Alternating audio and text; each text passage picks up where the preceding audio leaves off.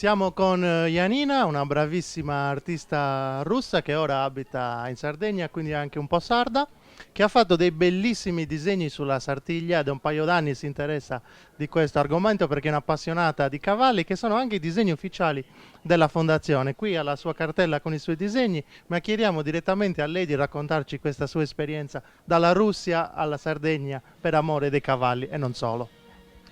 Io la Sartiglia conosco già da 2009, sono venuta parecchie volte a visitarla, ho fatto anche fotografo perché ho scritto degli articoli per la rivista russa Gold Mustang sulla Sartiglia e poi sono molto appassionata di questa corsa e anche mi dà tanto l'ispirazione per le mie opere d'arte.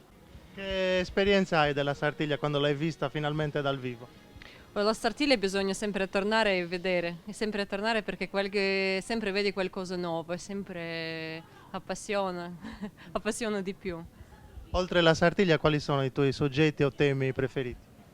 Io dedico il mio arte alle tradizioni sarde equestre, che ci sono tanti in Sardegna. Oltre alla Sartiglia ho lavorato molto sull'arte di Sedilo e anche diverse manifestazioni, costume sarde, i cavalli anglo-arabi, i cavalli cavallini sardi, quindi dedico il mio arte a quella tema.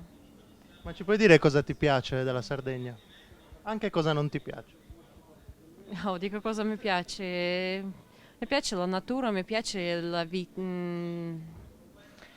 libera, i cavalli che vede Pascolo Brado. Sardegna è tutta bella. Ok, se siete interessati allora alle opere d'arte di Janina potete venire a trovarla qui al suo stand al villaggio Sartiglia. Grazie Janina. Grazie. Asibiri.